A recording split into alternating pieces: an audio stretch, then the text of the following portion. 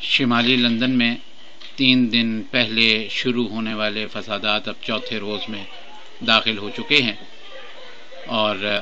اطلاعات کے مطابق اب یہ فسادات برسٹل، مانچسٹر اور برمنگھم میں بھی پھیل چکے ہیں۔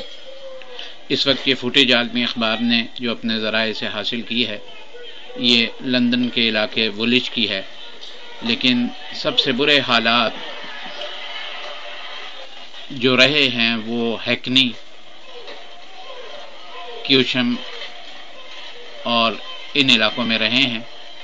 یہ جو آپ دیکھ رہے ہیں یہ وولچ میں نوجوانوں کی ٹولیاں ہیں جو پولیس پر حملے کر رہی ہیں، اور جو اس وقت سب سے بڑی مذمت کی جا رہی ہے اور جس پر تشویش ظاہر کی جا رہی ہے وہ یہ کہ پولیس کوئی جوابی کارروائی نہیں کر رہی۔ اس وقت جب ہم اس فوٹیج کی ریکارڈنگ کر رہے ہیں تو 10 ڈاؤننگ اسٹریٹ میں وزیر اعظم کی صدارت میں کوبرا کمیٹی کا اجلاس جاری ہے اور اہم فیصلے متوقع ہیں۔ کہا یہ جا رہا ہے اطلاعات کے مطابق کہ شاید فوج کو طلب کر لیا جائے یا پھر مقامی سطح پر کرفیو لگایا جائے، لیکن یہ ساری باتیں ابھی فیصلے کی صورت میں سامنے آئیں گی۔ 1985 میں جو فسادات ہوئے تھے وہ ایک جگہ تک محدود تھے، لیکن یہ فسادات برطانیہ بھر میں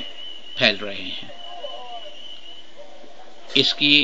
بنیادی وجہ وہ قتل نہیں ہے جو شمالی لندن میں پولیس کے ہاتھوں ہوا،